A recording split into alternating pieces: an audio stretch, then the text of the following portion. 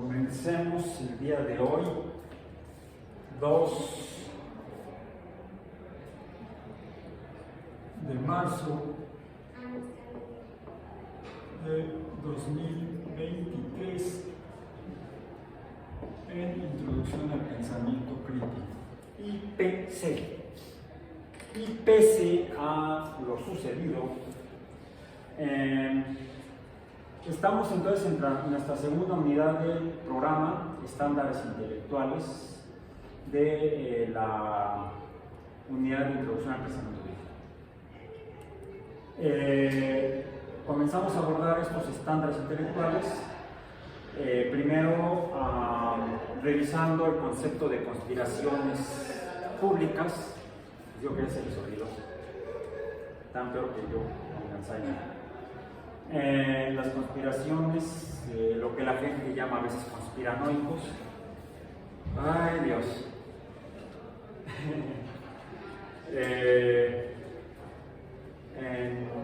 Ya saben que grabo las clases para subirlas a mi canal en YouTube, pero desde ya van a ser 2 años, en julio del año antepasado, 2021, abrí una cuenta en TikTok. ¿La han visto? Sí. Sí. Sí. La abrí inicialmente porque la División de Ciencias Básicas e Ingeniería, en particular la licenciatura en Química, el coordinador, buen amigo mío, me preguntó si podía yo impartir la OEA optativa para la licenciatura de Química de Ecología. Le dije, bueno, dame el programa, lo reviso y si el contenido lo manejo, pues sí, si no te recomiendo a alguien más. Ya lo revisé y vi que efectivamente, más que un curso sobre o de ecología, el programa realmente correspondía a un curso sobre impacto ambiental, más que ecología. Sí, dado que son personas, las que están inscritas en esa carrera, que van a tener una formación para ser químicos,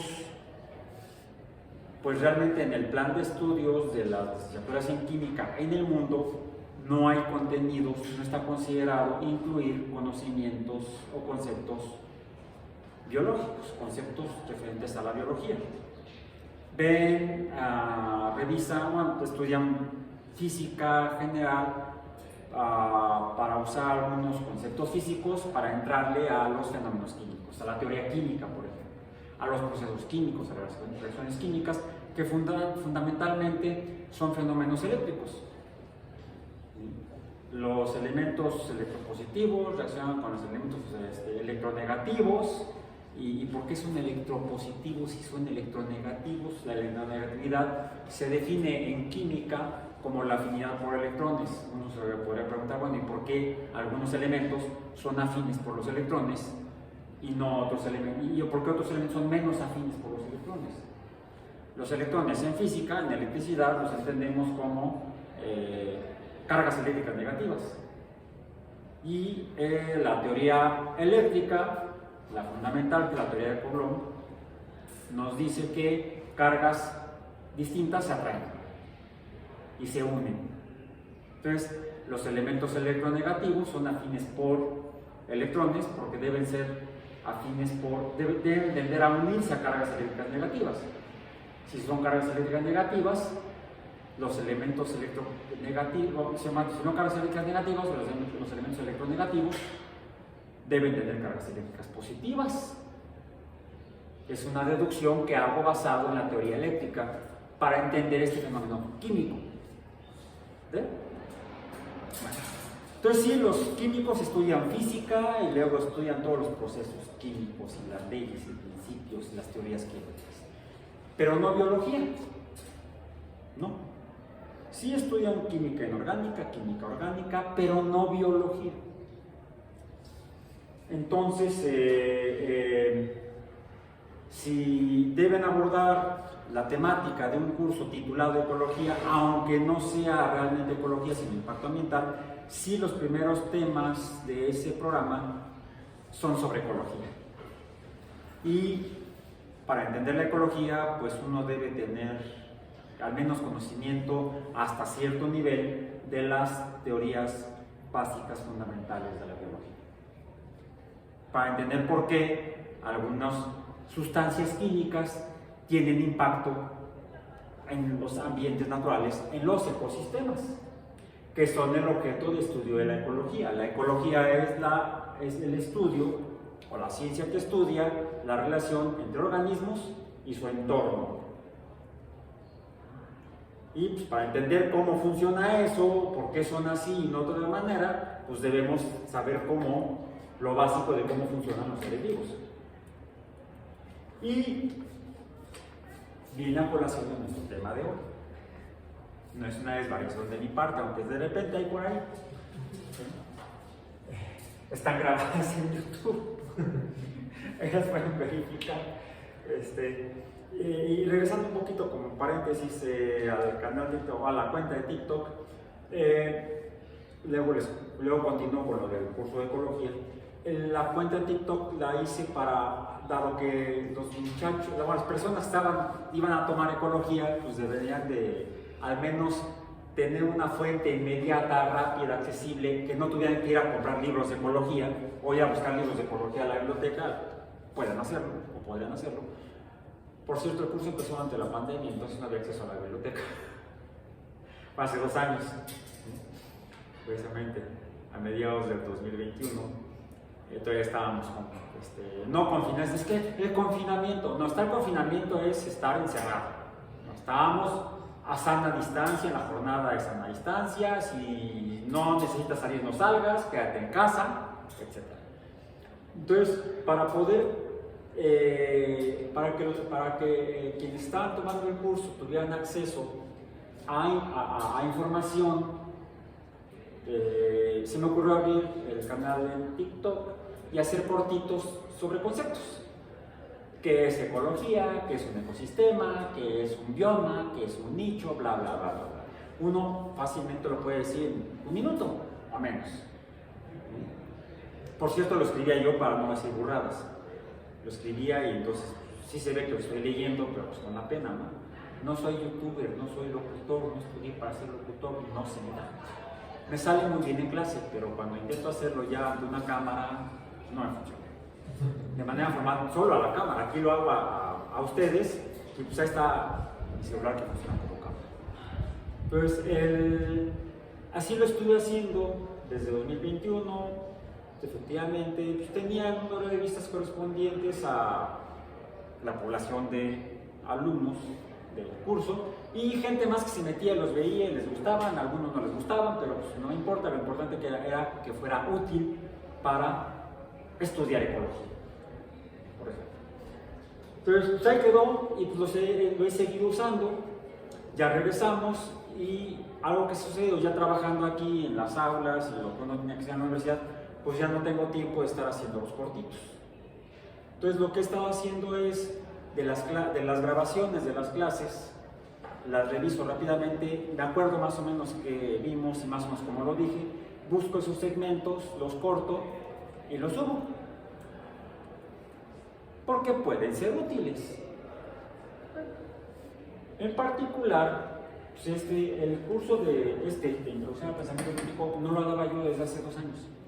Todo el año pasado no impartí, yo lo estoy impartiendo el profesor Kerber.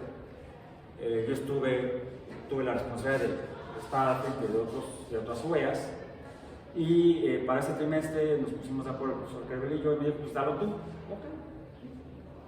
Entonces, desde 2021 no daba yo el curso, no estaba yo al frente del curso de Introducción al Pensamiento Crítico, y desde 2021 mi canal de YouTube no había material sobre la temática o las temáticas de esta OEA, y por supuesto no existían en el canal de TikTok,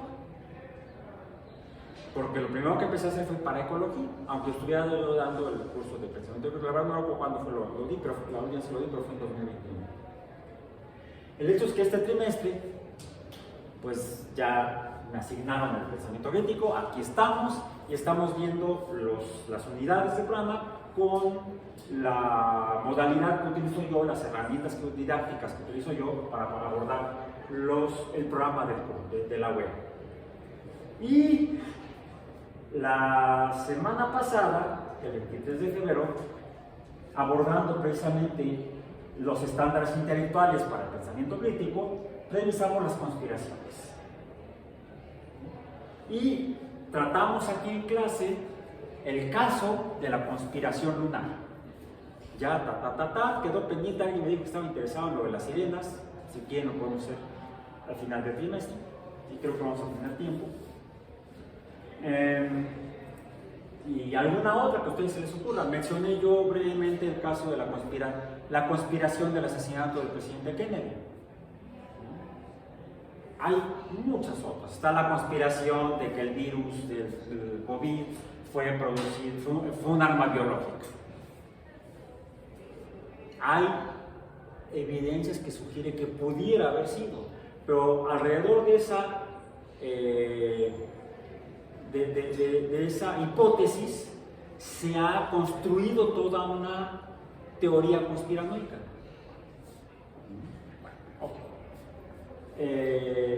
Les digo, aquí abordamos la lunar. Pues hice lo que había estado haciendo, revisé la sesión de clase, corté pedacitos y los he subido a TikTok. En la madre, he abierto la caja de Pandora. Ya no voy a decir más, ahí está el canal de TikTok, vean lo que ha estado sucediendo. Regresamos al tema de hoy. El curso de ecología, ya dije que los chicos tuvieron que conocer comenzamos con los paradigmas fundacionales de la biología. ¿Ok? Y voy a cambiar de nuevo porque el negro ya está valiendo queso. Voy a usar ahora eso. ¿Cuáles son los paradigmas fundacionales de la biología? Ya lo revisamos al principio del curso. Es más, los apuntaron, entonces busquen sus apuntes de ese momento. De hecho reconocemos tres paradigmas como los fundamentales y fundacionales históricamente de la biología, como ciencia. Dos de ellos en el siglo XIX, otro se fue construyendo poco a poco. El primero, ese precisamente que se estuvo construyendo poco a poco a lo largo de varios siglos, diríamos, es la teoría celular. ¿La de la evolución?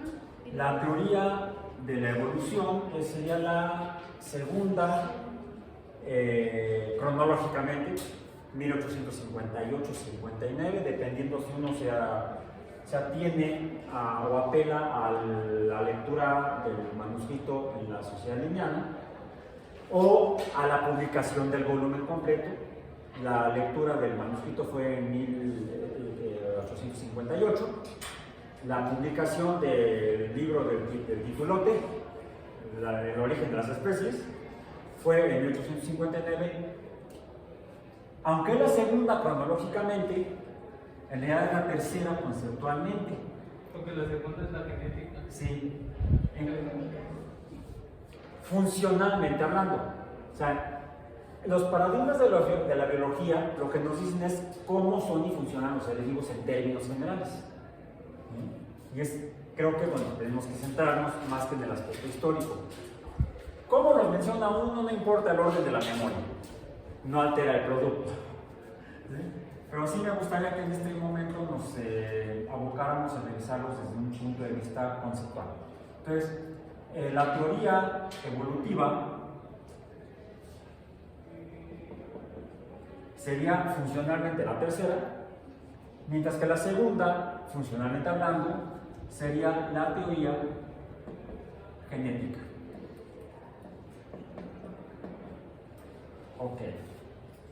Bien.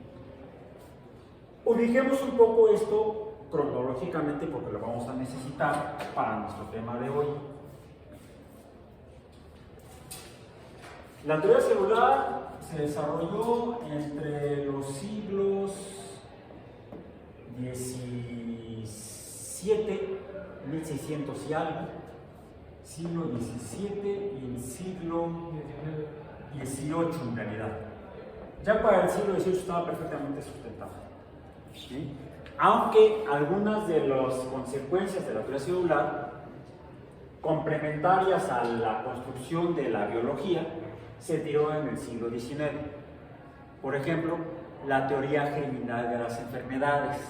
O sea, las enfermedades infecciosas son causadas por organismos microscópicos, muchos de ellos unicelulares.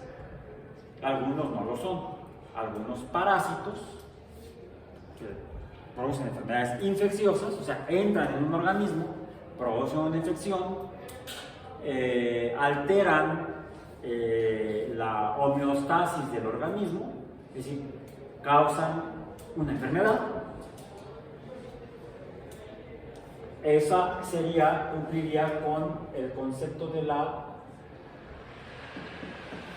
teoría germinal de las enfermedades infecciosas en particular, porque hay otro tipo de enfermedades que no son infecciosas. Por ejemplo, las enfermedades crónico-degenerativas, aunque es una como trabalengua, tiene un significado. Enfermedades, ¿qué dije? Crónico-degenerativas, sí, están relacionadas con el tiempo, regularmente con la edad, y el organismo empieza a fallar y a fallar y a fallar y a fallar, se va degradando. Algunas de esas son algunos tipos de cáncer. Algunas formas de cáncer se activan con el tiempo, el organismo ve alterada su homeostasis y entonces se va deteriorando. No es una enfermedad que se explique o que sea explicada su causa por la teoría germinal de las enfermedades infecciosas. O sea, no es por una infección. Hay evidencia que sugiere que algunas formas de cáncer sí pudieran ser causadas por infección o ser consecuencias de infecciones. Por ejemplo, infecciones virales. Porque los virus, ¿cómo actúan? No, ¿cómo actúan? ¿Qué es lo primero que hacen? Bueno, lo segundo. Lo primero se pegan a la célula. Y luego inyectan el material genético. Y esto es lo que lleva a... Inicialmente el virus lo hace no tiene conciencia, no tiene voluntad. No piensa, necesito infectar porque necesito reproducirme. No llegan a ese nivel. Funcionan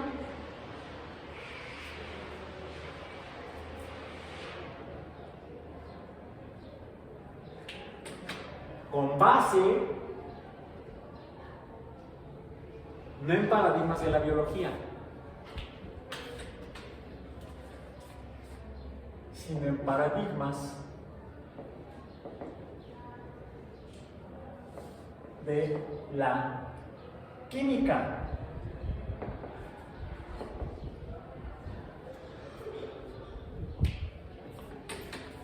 En particular, la teoría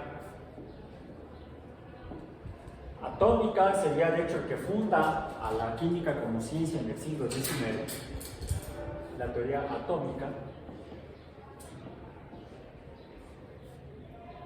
Y voy a poner aquí otra muy importante que es la teoría cinética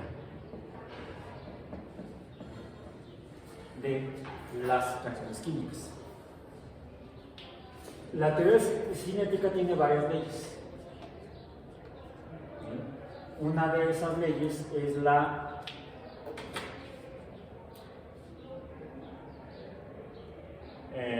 ley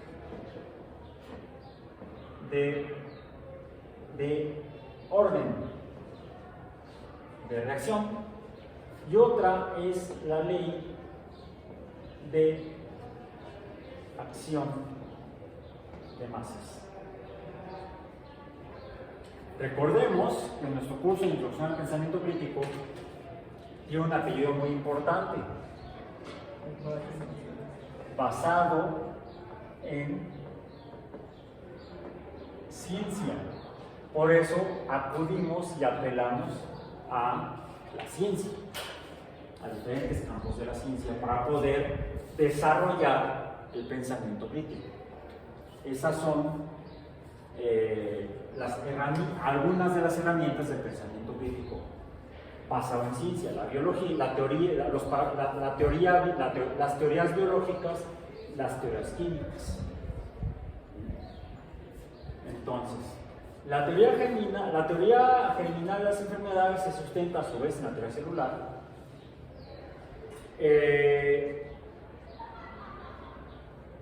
Pero se complementan estas dos esta se complementa con la teoría genética, la teoría germinal con la teoría genética, que se liga con la teoría cinética. Hay una explicación hacia acá. Y la teoría atómica. Otra es, también vamos a poner aquí, es una que se desprende de la teoría atómica, es la teoría molecular, que por cierto todavía estaba a debate su aceptación a principios del siglo XX, hace poco más de 100 años. Todavía se dudaba de esta teoría molecular. Se aceptaba la teoría atómica, pero se ponía en duda la teoría molecular. Y aunque los conceptos de la que voy a poner aquí surgen en el siglo XIX, antes de que se citara la teoría molecular, esta teoría última que voy a poner aquí era bien aceptada, aunque estaba poco desarrollada. Se tuvo que desarrollar finalmente a principios, en la primera mitad del siglo XX, que es la teoría del enlace químico. La teoría del enlace químico. Ok.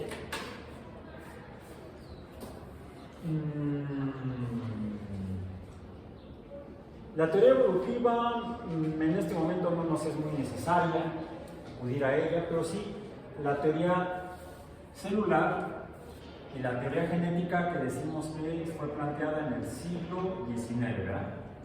Vamos a poner también aquí Le que la pusimos a los dos, que eran 1850, 1860. Estas dos. Sí, pero voy a poner nada más en cuanto al siglo. Sí, cierto, un siglo es mucho tiempo, son 100 años. Y no es de manera real, social, no es lo mismo que un evento ocurra a principios de un siglo a que a mediados que a finales. De hecho, tampoco podemos, aunque los hacemos para fines de investigación y educativos, poner así como que cajones y segmentar el tiempo, por ejemplo, a lo largo de la evolución de las sociedades humanas, porque la evolución de las sociedades humanas no sucede por compartimientos o de manera discreta en el tiempo. Se parece a un proceso continuo, por cierto, continuo, más no lineal. No es una, si graficáramos de alguna manera una función del progreso de la historia, no nos daría una función lineal, una línea recta en el proceso de los eventos. Es una función no lineal y además ni siquiera siempre progresiva. Pudiera ser regresiva incluso en cuanto a las consecuencias sociales y humanas de los procesos históricos a lo largo del tiempo. Aunque el tiempo sigue avanzando, las situaciones de las sociedades humanas no necesariamente avanzan junto con el tiempo. Por ejemplo, el número de personas o la población humana, el número, no ha ido siempre aumentando desde tiempos prehistóricos, es decir, antes de que hubiera documentación de los hechos humanos, que eso sería formalmente la historia, Así tendríamos que ubicar como prehistórico todos los eventos vividos o experimentados por la humanidad previos al registro formal de esos hechos. No prehistórico como muy antiguo, sino que no tenemos registros. Puede haber pinturas rupestres,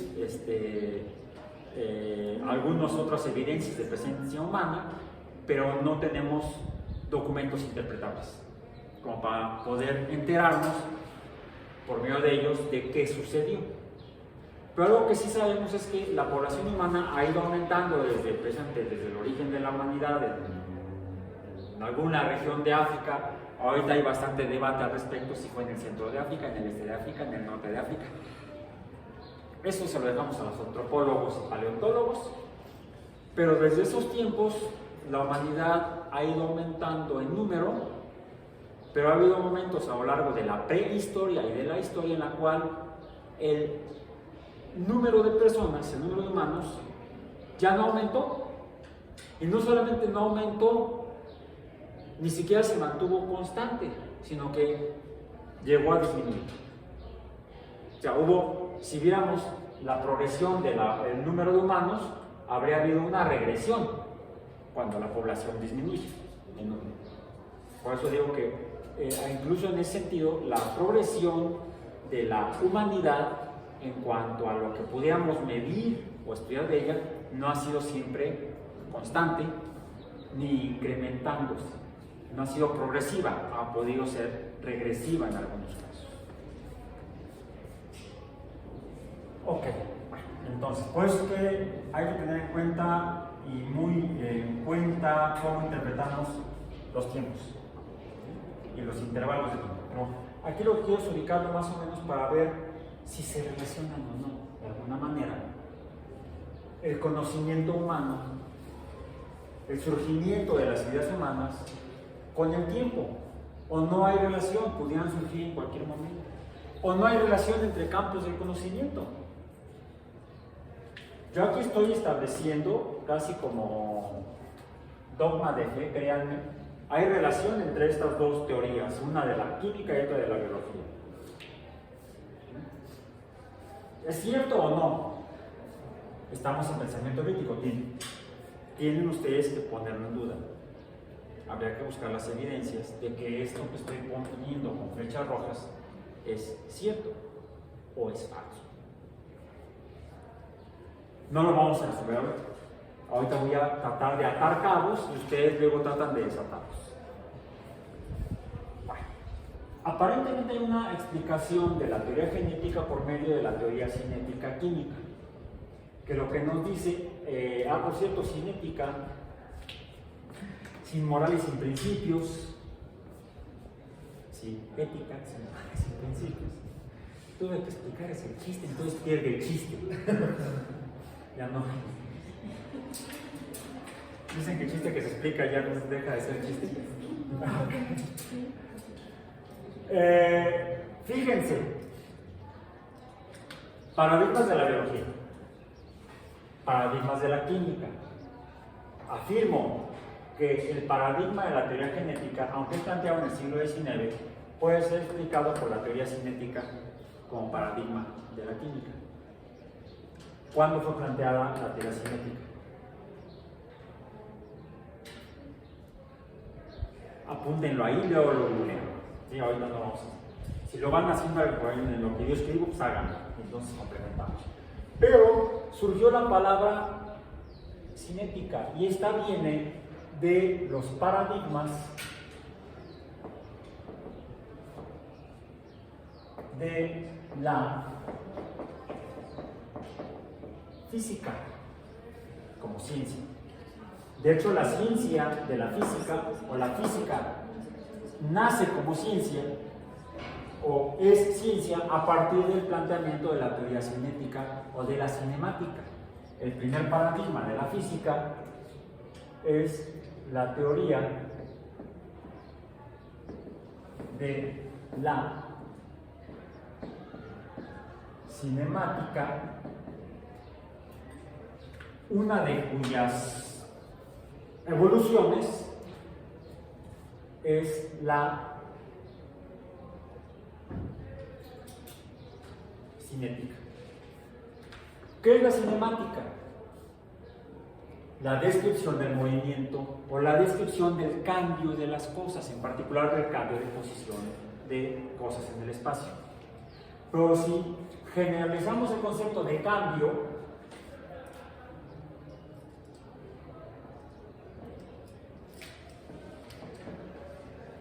o cambios, la teoría cinética describe los cambios, no los explica. Se explican mediante el segundo paradigma de la física, que es la teoría, ¿cuál? De la dinámica. De la dinámica. Que esta describe los cambios y esta explica los cambios, las causas de los cambios. Las causas de los cambios o los no cambios en el universo. Es lo que explica la teoría dinámica. Entonces, estas dos, cuando la cinemática se relaciona con la dinámica, surge la cinética como campo de la física. Aquí surge la cinética. Y la cinética es aplicable a fenómenos que no necesariamente implican movimiento, sino cambios en general. ¿A qué se referiría la cinética en el ámbito de la química? Y es lo que nos explica, vamos a hacer lo que nos ayuda a construir la teoría cinética química.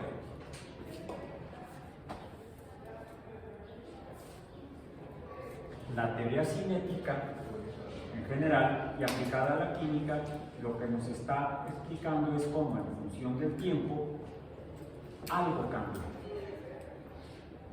La forma del cambio puede ser muy diversa, depende de cada fenómeno. Puede ser lineal, creciente, decreciente, o puede ser no lineal. No lineal creciente, no lineal decreciente. Incluso podría ser multifuncional.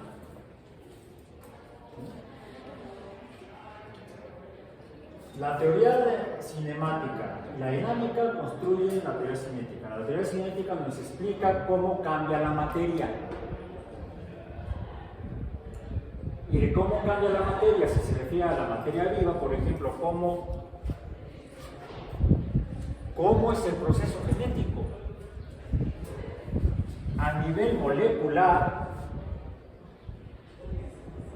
no se explica la teoría genética y la teoría evolutiva mismas. Por ejemplo, para lo que ya vimos en sesiones anteriores, que es, por ejemplo, los principios de la biotecnología.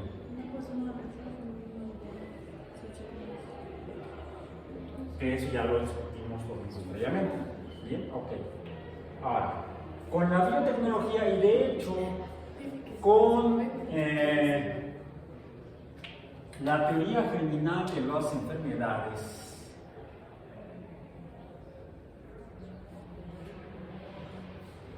podría ser con la biotecnología o podría ser desde antes con la teoría química, llegamos a finalmente, y esto ocurre de manera real,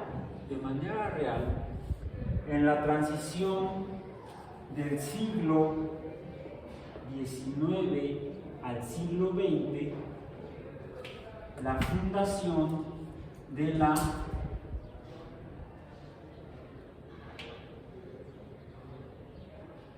¿cómo lo pongo? ¿Lo pongo en azul o lo pongo en negro? Voy a poner en negro. De la farmacología. ¿Qué es la farmacología?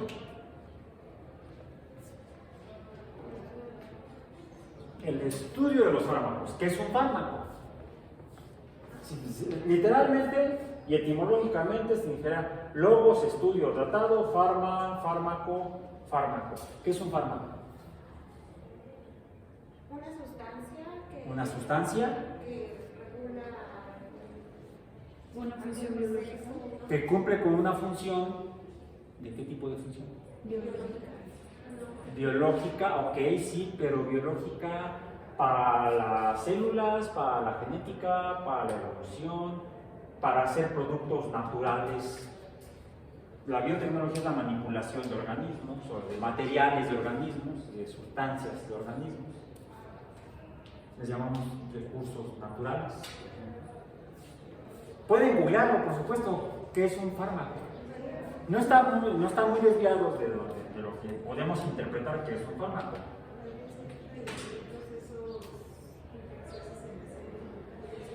De aquí se desprenden los fármacos.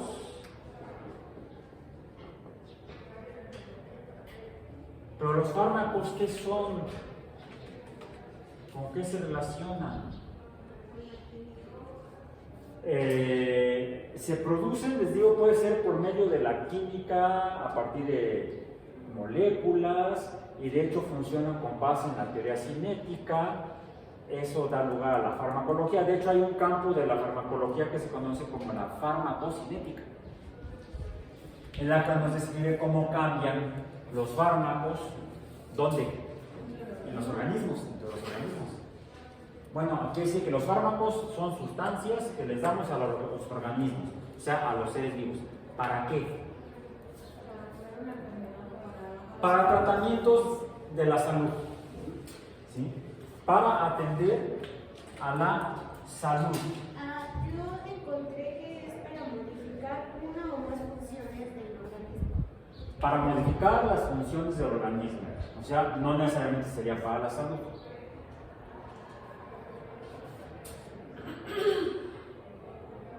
Por ejemplo, quieres ser campeón olímpico, tómate tal vitamina.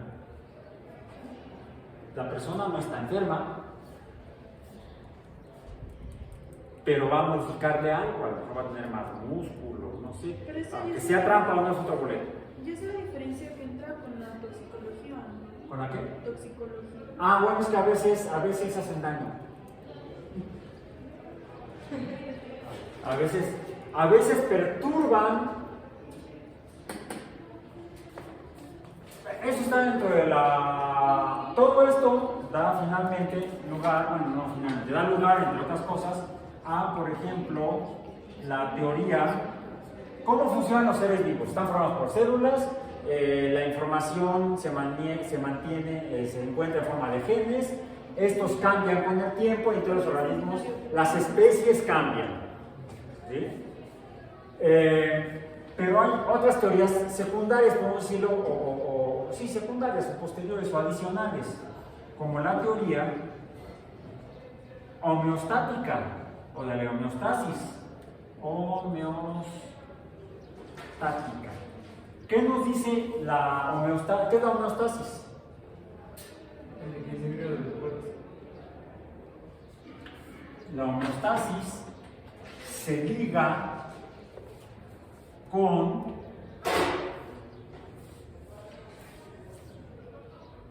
el estado del organismo, el estado normal del organismo, para que el organismo siga siendo organismo y no fiambre.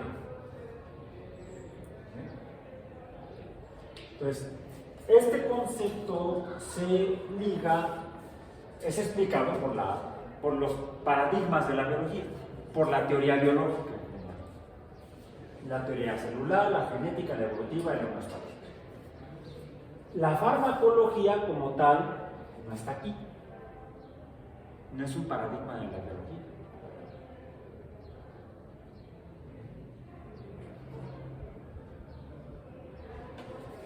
Entonces sería un paradigma de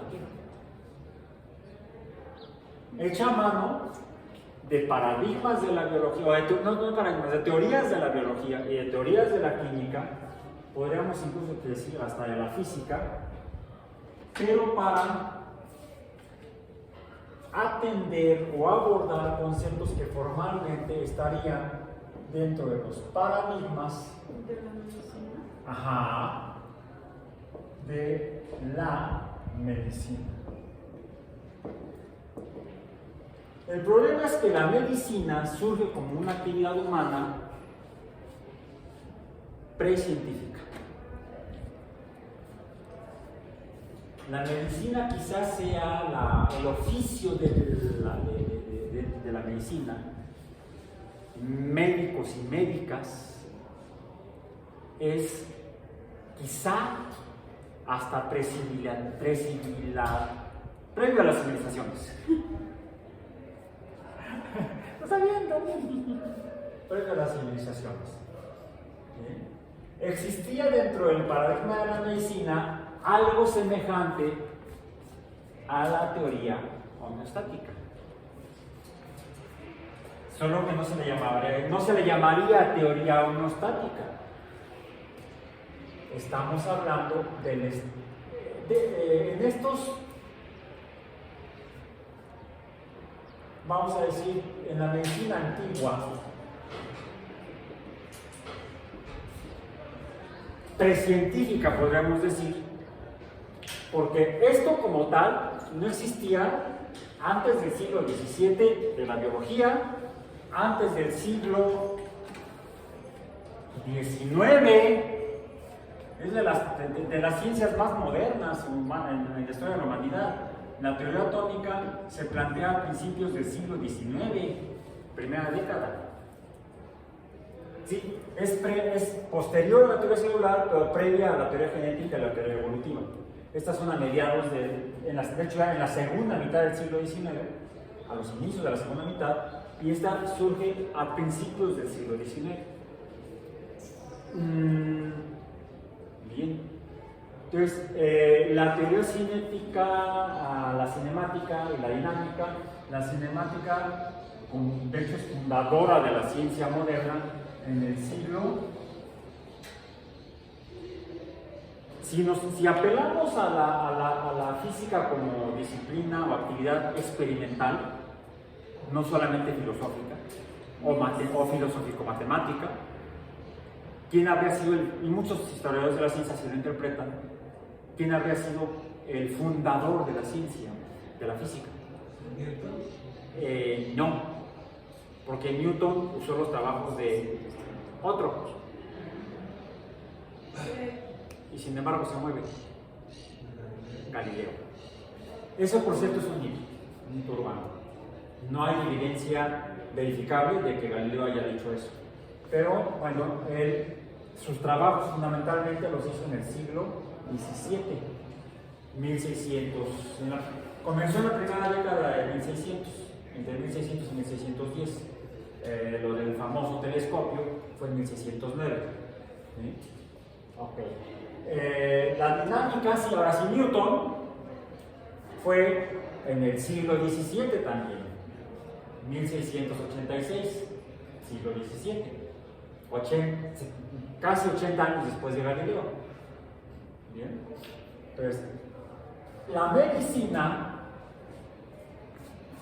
antigua es precientífica, ¿sí? Es antes del siglo XVII. Tenemos los trabajos de Paracelso, los trabajos de... ¿cuál es el juramento que dicen los médicos? Hipócrates. Bueno, algunos son medio hipócritas, pero bueno. Hay de todo, como en todos los oficios y profesiones. Sí, por ahí hay un exrector de la UNAM médico, bueno, había sido director de la Facultad de Medicina, llegó a ser rector, y después de que dejó la rectoría, creo, nos enteramos que no tenía doctorado. Todo el mundo le decía doctor y no tenía doctorado. Como que es muy común esa... No hizo su tesis doctoral. La mía está en la biblioteca. Bueno, ahí está la evidencia. Ok. Entonces, la medicina parte de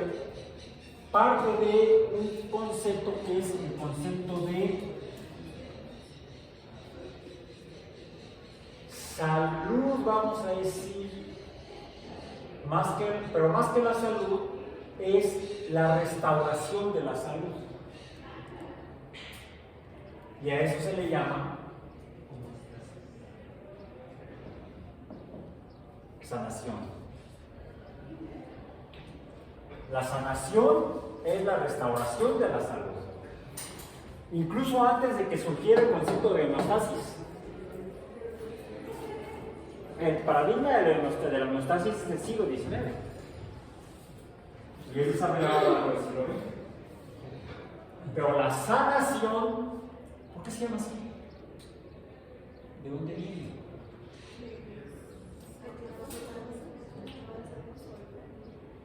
Si la medicina es previa a la ciencia, ¿con base en qué se desarrolla? En términos generales, es con base en pensamiento mágico y luego evoluciona a pensamiento religioso. Porque las religiones son posteriores a la magia, al pensamiento mágico. ¿Sí? Las religiones se distinguen de la magia en el sentido que están estructuradas. Es un pensamiento de tipo mágico, pero estructurado. El pensamiento mágico no está tan estructurado como el religioso. Es más, este está ya como integrado en las sociedades humanas, se vuelve institucional y jerárquico. Están encima los sacerdotes y debajo todos los demás. En la medicina, quienes previo a la ciencia, previo al siglo XVII o al siglo XVII, las ciencias desde este punto de vista surgirían en el siglo XVII, no en el siglo XVI, aunque parte de ideas planteadas en el siglo XVI, la hipótesis copernicana es sobre la que trabaja Galileo para desarrollar su física. Esa, como pensamiento de tipo racional, la hipótesis copernicana, en contraste con la filosofía aristotélica. ¿Sí? Hay una relación aquí con la filosofía aristotélica, vamos a decir griega clásica, en la que se ubica, por ejemplo,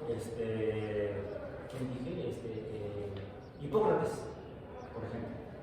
¿Sí? Otro griego de los tiempos de la Grecia clásica, de la Hellas clásica. Entonces, la explicación de la salud y de la sanación es filosófico-mágico o filosófico-mágica. No hay una explicación basada en evidencias materiales, básicamente. Aunque ya se usaba en el pensamiento mágico, ¿qué se usaban?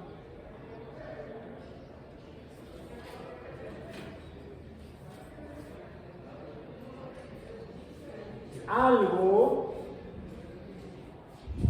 parecido a los fármacos.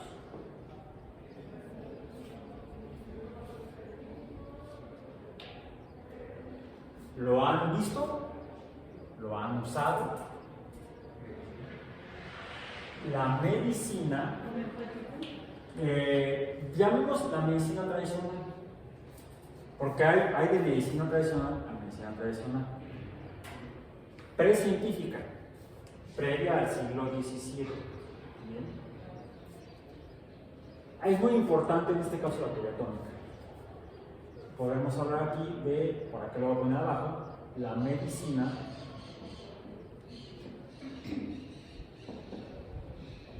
tradicional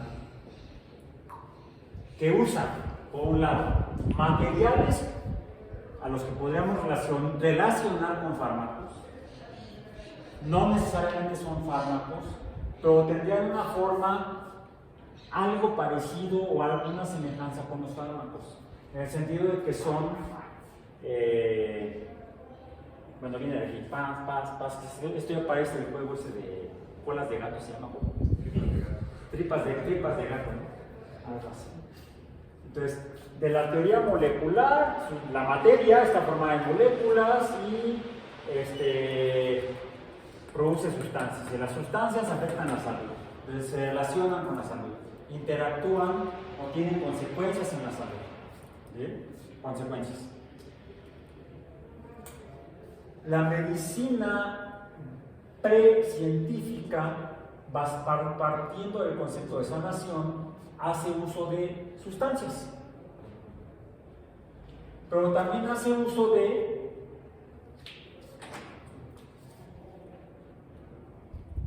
históricamente es así.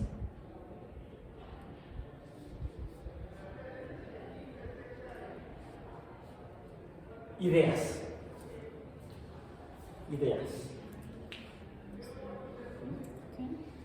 Palabras. Hace uso de la palabra. Por ejemplo, cuando te decían, o cuando todavía te dicen, sana, colita de rana, como un mantra.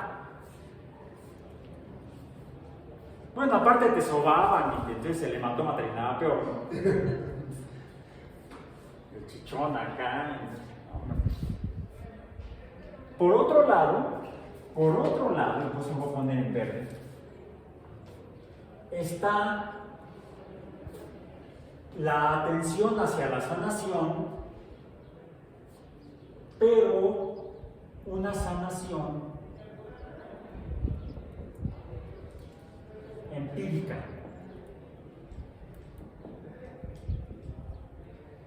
Está relacionada con la salud. Curiosamente, hecha a mano de la medicina tradicional, con sustancias. O no me van a decir que a ustedes no les ha dado o no les dio para el dolor de panza un tecito su abuelita, el típico tecito de manzanilla, y funciona, pero no es científico, es empírico. Son dos líneas distintas que conducen a la salud.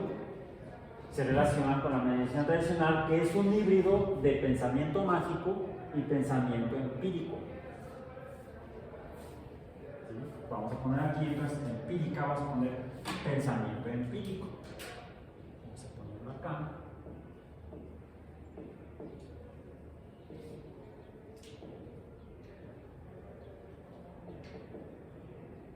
Este es el marco. ¿El marco para qué? Si uno está de este lado, pues va a reconocer lo que traigo en estos botecitos y caja. A ver, bote, caja, bote y luego los separar. ¡Auch, mamá! Eso es malo para la salud. No, porque ya después ya no te duele nada. Aunque el golpe que me dice, que a lo mejor voy a tener que tomar el diclofenaco para quitar la inflamación del dedo. Ahora, dije, me golpeé un dedo del pie, dije voy a tomar diclofenaco. Lo que estoy afirmando, ¿dónde está? ¿En cuál de todo esto se basa? ¿Seguros? Sí, en parte, pero en realidad se sustenta en esto de acá.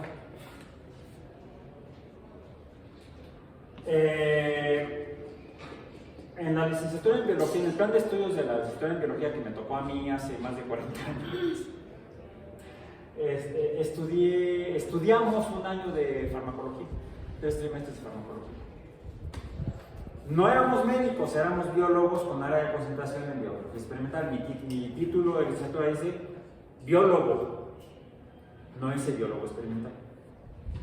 Mi certificado de estudios de licenciatura sí dice licenciatura en biología, área de concentración en biología experimental. Y ahí viene toda la lista de UEAs o cursos que tomé, y de esos son 3 de farmacología. Entonces, yo basaría mi decisión de cómo atender el fracaso que me di en el pie con base en un bagaje de conocimiento de tipo científico. Si llegas con tu abuelita y dices, me duele la panza, y tu abuelita no es médico, no estudió medicina, mi abuelita tampoco, bueno, mi abuelita no sé la de ustedes, me diría, ay, tómate este tecito de manzanilla. Y sí, tiene efecto en la recuperación de la salud, la homeostasis, pero no por este bagaje de conocimiento, sino por un bagaje de conocimiento empírico que incluso puede ser precientífico.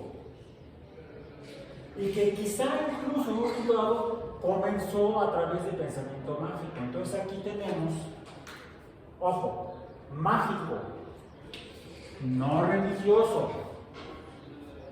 Este podría tener una salida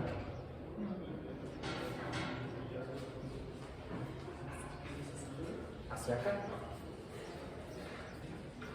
Por eso lo pongo en verde para distinguirlo de estos que pueden llegar por aquí. Pensamiento mágico y religioso en la medicina tradicional pueden relacionarse con la salud. Y hay algunas sociedades humanas que no hace mucho, y todavía hoy en día, basan su atención a la salud en este marco de referencia. Esos son unos casos. Mágico religioso. Otros están más relacionados con la empiria. Últimamente en México se les ha llamado el conocimiento tradicional o algo así. ¿Sí? Curioso, o no es curioso, interesante. En México esto, en particular en el área de la salud, se ha abordado de manera seria e institucional en instituciones médicas y de investigación médica. En particular, el que más lo ha desarrollado ha sido el Instituto Mexicano del Seguro Social, donde con base en esto, han estudiado la forma en la que la medicina tradicional ha sido usada en México para atender la salud, sobre todo basados en el hecho de que hay lugares en México donde no ha habido históricamente acceso a servicios de salud basado en ciencia, de medicina basada en ciencia. Aquí nos preguntaremos, entonces, ¿qué es la medicina? Googleenlo rápidamente, ¿qué es la medicina?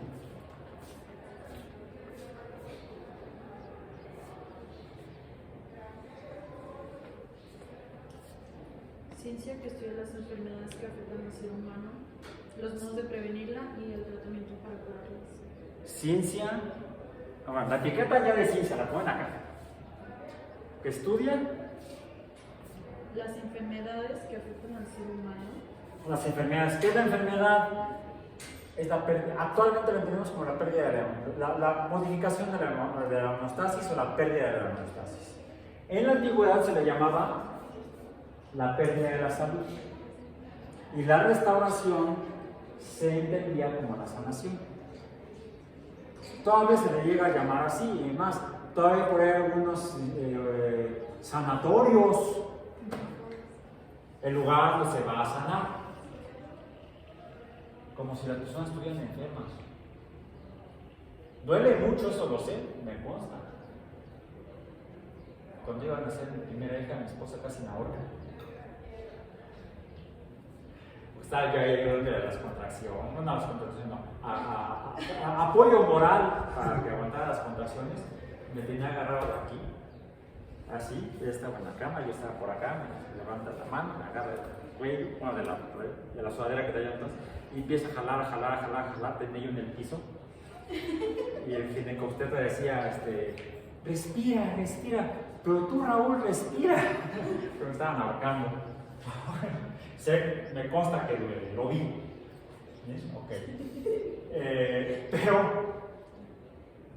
aunque se modifica mucho todo esto, bueno, esto no, ni esto, no evolucionan cuando están, no son digimones ni Pokémon.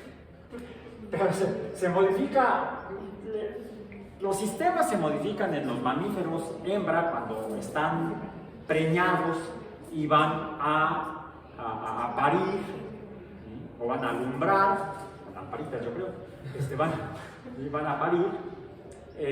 Se modifica muchísimo la fisiología del organismo de la hembra, de los mamíferos, porque no es solo bien física. Porque la ventaja de que el embrión se desarrolle dentro del cuerpo en una bolsa llena de líquido, se ve protegido por la forma en la que se comporta la conservación del momento en los medios líquidos. Es una ventaja evolutiva, ¿no? Pero no es formalmente una pérdida de la homeostasis. Es una modificación fisiológica con fines de la supervivencia de la especie. Sí, ahí quizá habría que apelar a la explicación religiosa, ¿no? Y tú parirás con dolor. Pero para que veas que soy cuate, y lo pagarás con sangre. Pero para que veas que soy cuate, en módicas mensualidades. ¿Se sabía ese chiste? No. Es tan viejo como la Biblia.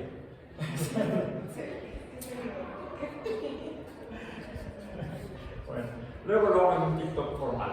Ahorita ya no. Sí, suena medio cruel porque sé que duele muchísimo. Lo he visto en mi mamá, en mi hermana, en mi esposa, en mis hijas, que se revuelcan de dolor. Por eso pongo esos medicamentos. Tanto por envidia como por estudios, porque también la médico de la familia nos dijo, tómense esto. ¿Ok? Bueno, entonces, hasta para esas explicaciones, hasta para esos fenómenos fisiológicos, biológicamente normales,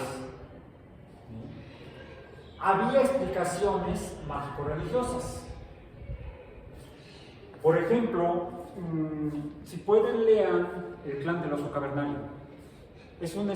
Aunque es una novela construida con mucha base científica en diferentes campos de conocimiento científico, tanto sociológico como antropológico, como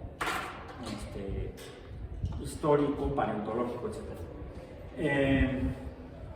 Ahí menciona la autora, para el caso de la historia de esta novela, El clan del oso cavernario, que la menstruación en la mujer, les voy a expoliar un poco. La novela trata sobre la relación entre una mujer cromañón y un grupo, un clan de neandertales que la adoptan. Ese es en general de qué trata la historia. Y se centra, el personaje central es la cromañón, se llama Ayla, y explica los fenómenos fisiológicos como la menstruación, como la lucha del tótem de la mujer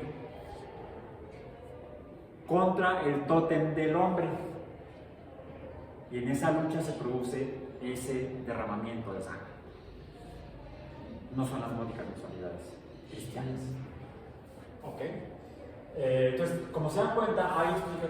Ahora, esta novela, para escribir esta novela, esta autora, Jana Wade, se llama, no sé si todavía viva, porque la novela es de la década de los 80s,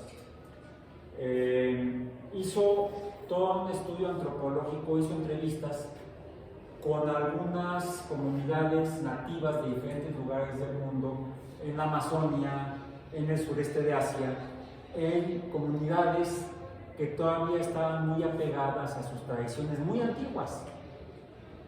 Entonces, con base en ella interpretando que esas sociedades todavía venían conservando tradiciones de interpretación más que religiosa, mágica, porque todavía tenían formas de vida muy prehistóricas, digamos así, muy básicas.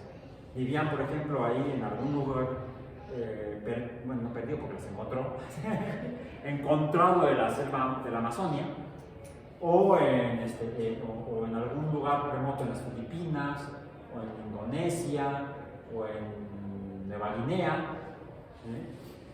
Ahí se entrevistó con la gente, de esa manera se documentó para tratar de narrar una historia ubicada en tiempos durante la última glaciación o a finales de la última glaciación, cuando sabemos ahora con la evidencia paleontológica que convivieron con mañones y neandertales. Eso para darle contexto a esto. Existe evidencia paleontológica y arqueológica que muestra que el concepto de salud, medicina y sanación efectivamente es muy antiguo, precientífico, muy antiguo y previo a las civilizaciones, a las primeras civilizaciones de hace 5.000 años en Mesopotamia e incluso en los continentes donde se desarrollaron sociedades humanas. Ya en Europa, en Asia, en África, en América y en Oceanía. En todas ellas se practicó alguna forma de medicina que embonaría lo que ahora llamamos medicina tradicional. ¿Cómo atendían la salud de las personas? Fundamentalmente con base en pensamiento mágico y empiria. Plantas para uso en la salud, principalmente en la restauración o para la sanación. Y funcionaban, o quizá no. ¿Por qué? Porque incluso antes de que los humanos, al menos Homo sapiens y quizá neandertales, desarrollaran la medicina precientífica, pues a ver, yo no he visto cocodrilos que se administren ni medicamentos ni tecitos, ni caracoles, diablos, rayos, centellas. No. Los organismos mantienen su homeostasis sin la necesidad de fármacos.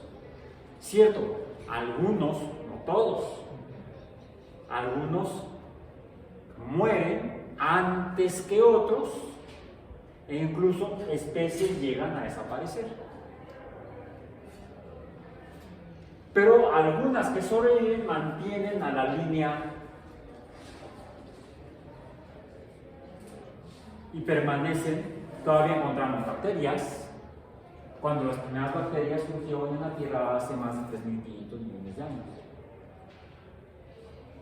Todavía encontramos tiburones, todavía encontramos elacántidos y no toman medicamentos. Es decir, esto es algo, la medicina es una actividad estrictamente humana, pero no es indispensable para que los organismos permanezcan vivos e incluso sanos. De hecho, parece que el proceso de recuperación de la salud o sanación es biológicamente natural, solo que no siempre funciona. A veces alguien muere porque aquí algo falló. Punto. Pero diríamos que es la ley de la vida.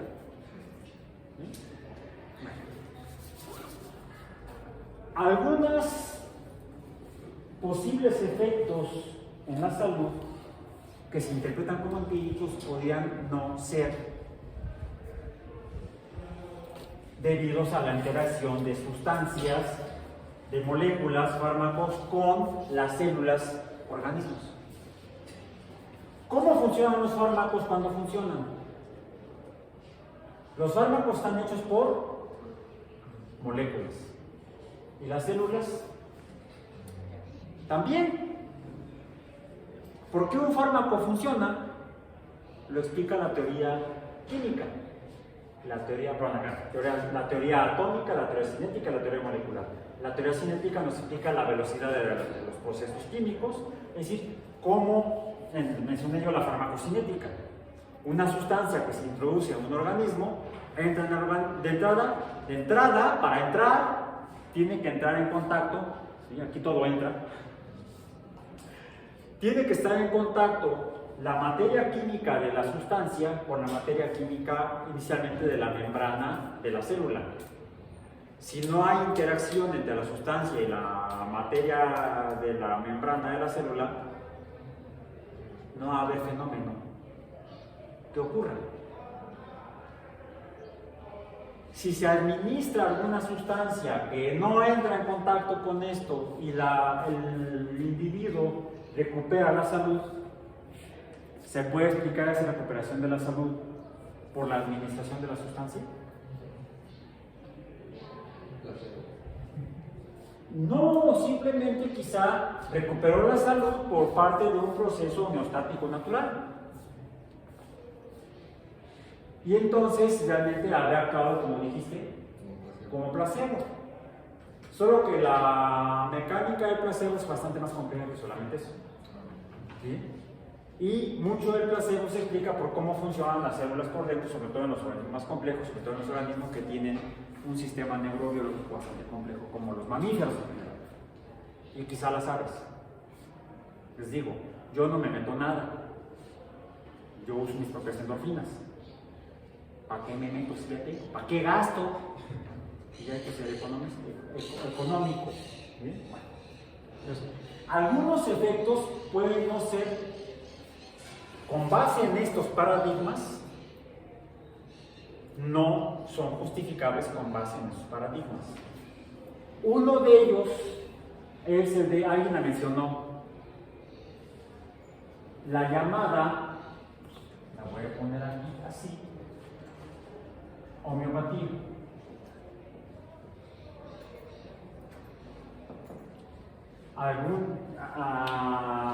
Que algunas personas califican como medicina homeopática.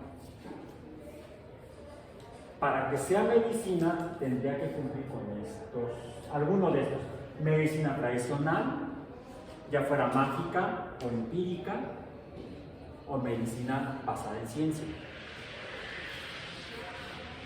La homeopatía fue planteada a principios del siglo XIX, y enfatizo principios, incluso previo a la publicación de la teoría atómica.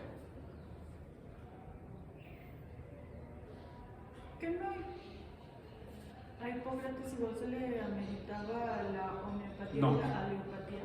No, y la palabra, lo voy a poner aquí también en negro, porque voy a verla así como negro. Y lo voy a poner entre comillas. Esto es un término acuñado por homeopatas. No existe esto ni acá ni acá. No es algo que se haya planteado desde la medicina científica o basada en ciencia, vamos a decir. ¿Qué sería la medicina basada en ciencia? La que se ha desarrollado con base en física, química y biología. Los paradigmas de la física, los paradigmas de la química, los paradigmas de la biología. Por ejemplo, ¿por qué física? Porque hablamos de solubilidades.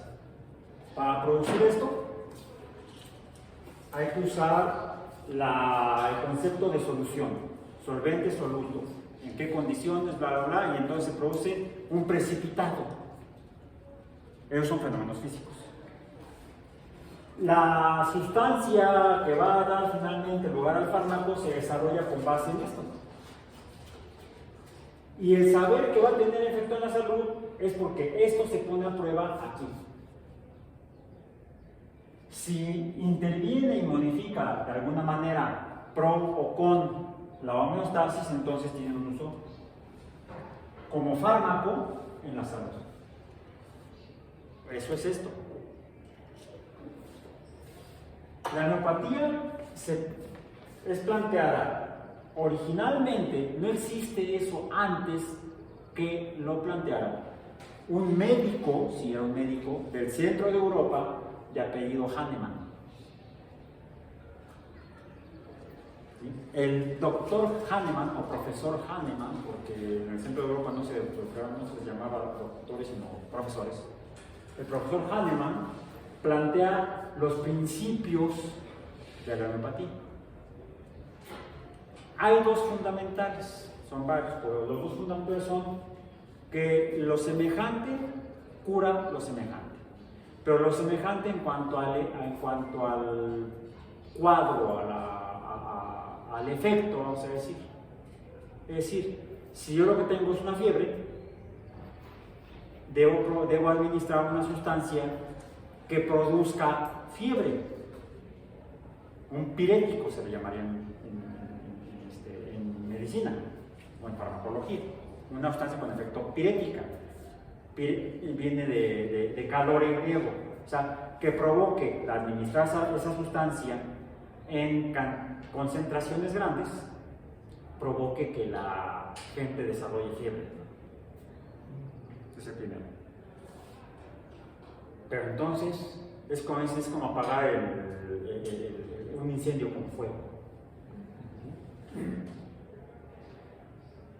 Viene ahí el segundo principio fundamental de la homeopatía. Se le administra una sustancia que produce lo que está presentando, el cuadro clínico que está presentando, los síntomas, se refiere a la sintomatología. Los síntomas que presenta, de acuerdo a los síntomas, le tengo que dar algo que produzca los síntomas, pero se lo doy en concentraciones muy, muy diluidas. ¿Qué tan diluidas? Al menos 100 veces. 100 veces. Diluciones, opera con diluciones.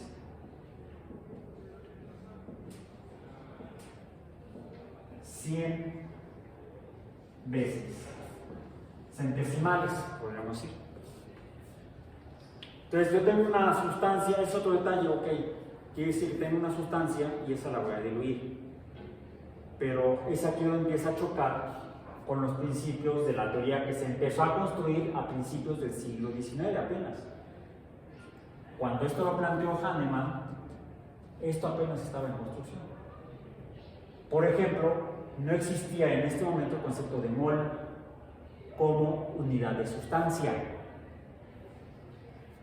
Como es de sustancia, se refiere a sustancias puras. Un problema es que en homeopatía se utilizan sustancias como se utilizaban en la medicina antigua, en la medicina tradicional, por ejemplo, plantas de manzanilla. Flor de manzanilla, digamos. La flor de manzanilla puede llegar a provocar dolor. Si tomas una manzanilla y te la comes, te va a doler la panza.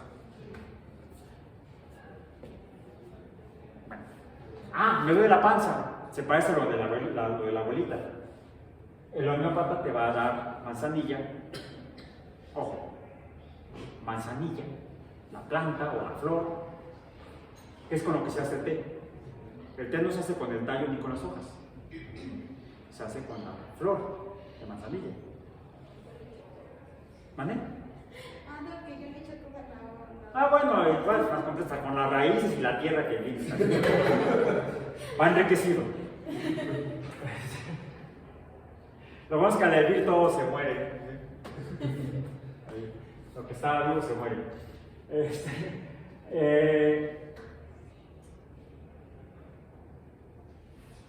¿Pero qué es una flor?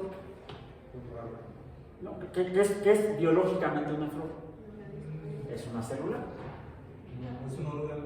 Es un órgano de una planta, que a su vez está formado, como órgano, está formado por varios tejidos. Y cada tejido puede estar formado por más de un tipo celular. Entonces, ¿qué están poniendo en el recipiente? Muchos tipos de células. Muchos tipos de células y muchos tipos de Sustancias. Aquí está el concepto de sustancia. La sustancia que se mide en cantidades y unidades de mol, se refiere solamente a cada molécula. Solamente la membrana celular está formada en lo básico por dos tipos de moléculas biológicas, biomoléculas, grasas y proteínas, lípidos y proteínas. Y lípidos, un montón, lecitina, colesterol, y estoy mencionando dos nada más de las que me acordé ahorita. ¿Cuántos tipos de moléculas diferentes forman una membrana celular? Además, de tejido a tejido, en el caso de los organismos multicelulares, varía. No es la misma proporción de lípidos que hay en las células neuronales a nivel de encéfalo que las que hay a nivel de fibra nerviosa, que las que hay, por ejemplo, en hígado, que las que hay en el tejido adiposo, que yo casi no tengo. O sea, cada tipo celular tiene una variedad de moléculas diferentes y en cantidades diferentes. Entonces, cuando yo pongo un órgano de un organismo y con eso pretendo hacer un medicamento, pues ya no sé qué estoy poniendo.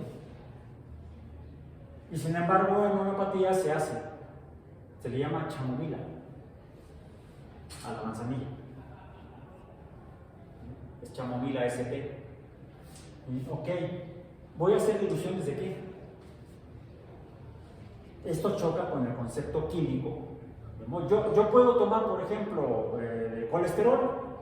Tomar colesterol, que es una molécula, conociendo su peso molecular, puedo saber cuántas moles tengo y puedo entonces poner una cantidad de moles, una mol en un litro y tengo una concentración molar, sé lo que tengo. Una dilución de 100 veces sería tomar 1 mililitro de esa solución, 1 molar de colesterol y diluirla en 99 mililitros de solvente, por ejemplo agua, puede ser, o etanol, y entonces tendría una solución 0.01 molar de colesterol. Si lo puedo hacer este tipo de diluciones siempre que tenga sustancias puras, no mezclas de sustancias y mucho menos órganos. Hay un video en el material a consultar para el tema de hoy, que no es las configuraciones lunares, sino que es, tampoco son las ciencias paranormales, espectros y todo lo demás que vimos la vez pasada. Eso todavía no he subido a TikTok, no sé qué pase cuando lo suba. Se me van a aparecer los espíritus. Voy a tener que sacar la ouija. Lo subí a las 12, creo que. De las 12 ya pasó. A las 12 de la noche. No, a esa hora me convierto en calabaza. Ok, medicinas alternativas es nuestro tema de hoy. Medicinas alternativas. En estos tiempos de aquí, no los tiempos de hoy,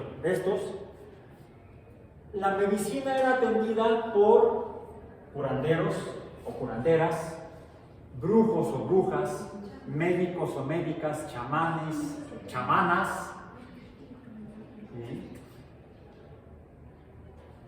Y de ellos son herederos los médicos de bata blanca de hoy en día. Pero lo importante es qué bagaje de paradigmas están usando para atender la salud de la gente. Bueno, hasta hace no mucho, hace cosa de 10 años, cuando entró en vigor este curso de introducción al pensamiento crítico en el sistema experimental y lo empezamos a impartir Carlos Querol y yo decidí abordar este tema, esta temática para este capítulo de esta parte del curso. Y entonces procedí a buscar información. Ya conozco la medicina homeopática desde que era yo, bueno, la medicina homeopática o la homeopatía desde que era yo niño. Uno de mis tíos era médico homeópata, profesor del Politécnico, al que le dio mucho gusto cuando le dije que iba a estudiar biología. Ya después terminamos pensando muy diferente. Él estaba aquí, yo estaba allá.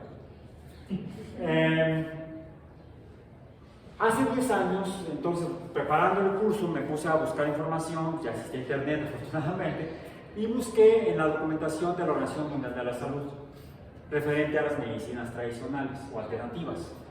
Y encontré que mencionaban la medicina ayurvédica, que es una práctica de hace muchos miles de años, no sé cuántos miles, pero varios miles de años, que se practica principalmente en el sur de Asia, sur-centro de Asia, en la región de la India. Es de ahí donde se desarrolló la llamada medicina ayurvédica. En México hay mucha práctica de eso. Y encontré yo entonces que la Organización Mundial de la Salud la tenía considerada como una de las medicinas tradicionales. Ahora, tengamos claro que es la OMS, la Organización Mundial de la Salud. La Organización Mundial de la Salud es el organismo de la Organización de las Naciones Unidas para coordinar y atender la salud en las naciones y en el mundo de manera cooperativa, y en la cual participan los países miembros de las Naciones Unidas a través de sus órganos oficiales, ministerios, secretarías, departamentos de salud de cada estado nacional. Por ejemplo, México participa a través de la Secretaría de Salud. La India igual lo hacía con su, no sé si ministerio, departamento, no sé cómo se llama, pero a través de su Oficina Gubernamental de la Salud ha participado desde que es país independiente en la OMS. Y cada país aporta su marco de operación de la salud. En la India, por supuesto, históricamente se ha practicado el ayurveda como medicina, a la par de la medicina basada en ciencia desde el siglo XVII o XIX, vamos a decir, ¿ok? Bueno, otra referencia que les puse, y la OMS, los documentos oficiales de la OMS hace 10 años, les digo, mencionaba la ayurveda como una forma de medicina tradicional con prácticas bla bla bla bla bla bla bla bla bla bla. Hace ya 3 años el mundo enfrentó la pandemia de enfermedad respiratoria infecciosa más grave desde la fiebre de 1918. Y la OMS hizo lo que tenía que hacer junto con las naciones para atender ese problema de salud pública. Cada país aportó lo suyo, su conocimiento, su infraestructura. Y finalmente, y esta es una referencia que está en el material que está para revisar el día de hoy,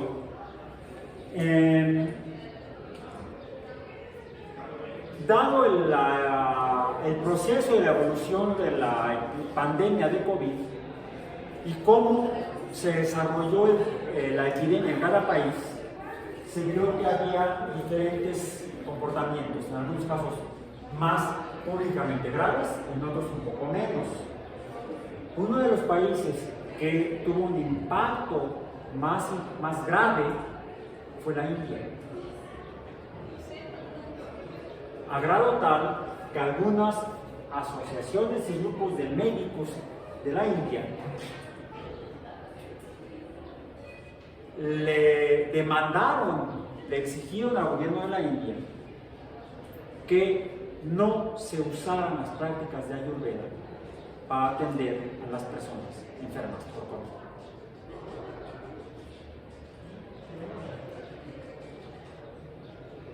Hay una referencia, la fuente es bastante fiable, tiene también sus cosas como organismo, como empresa realmente, la Sociedad Geográfica Nacional de los Estados Unidos, la National Geographic Society, tiene cosas muy serias, verificables y verificadas como válidas, y otras que no lo son tanto.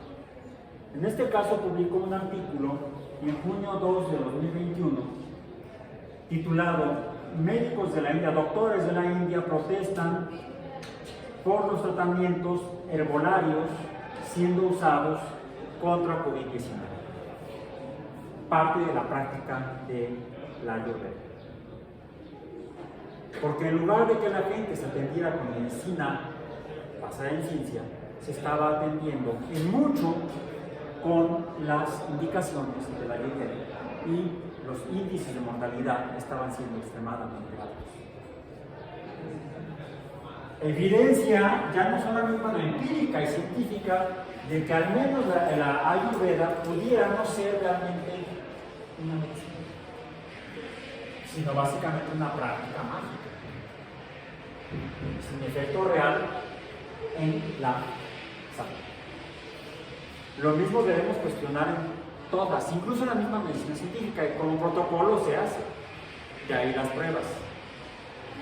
De hecho, cuando se hacen los estudios, dice que de tantos pacientes que se les administró placebo y la medicina normal, bueno, la medicina